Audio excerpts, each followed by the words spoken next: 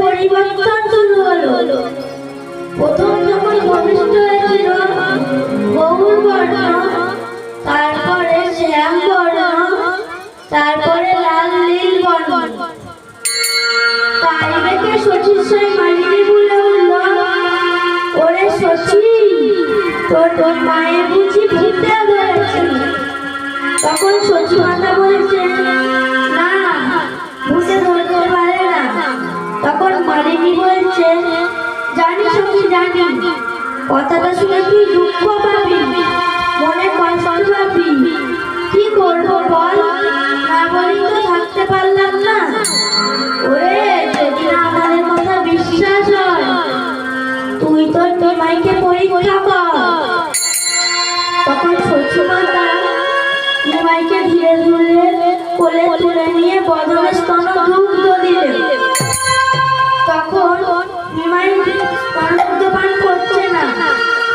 তখন তল হতে পুনরায় সাহিত্য করে দিয়ে বসে বসে কাঁদছে আর বলছে, দয়াময়, তুমি আমার নিমাইকে কেড়ে নিও না। নিমাই ছাড়া মা বলিবার আমার আর কেউ না। কাঁদিতে কাঁদিতে দু ফোঁটা নয়নের জল নিমাই ভগবানের চরণে পড়েছে। তখন নিমাই ভগবান সাড়া দিয়েছে শান্তিপুরের অদ্বৈত আচার্যকে।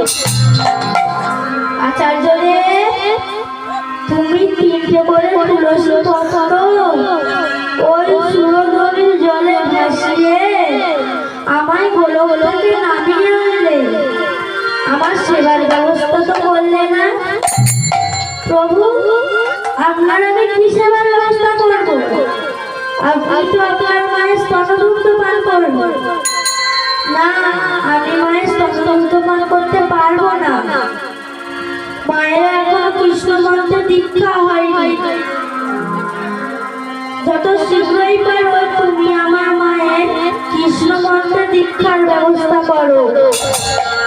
তখন অদ্বৈত আচার্যদের আর ঘুমালেন না, নিদ্রা দিলেন না, মায়াপুর নবদ্বীপ ধামে যাত্রা করিলেন।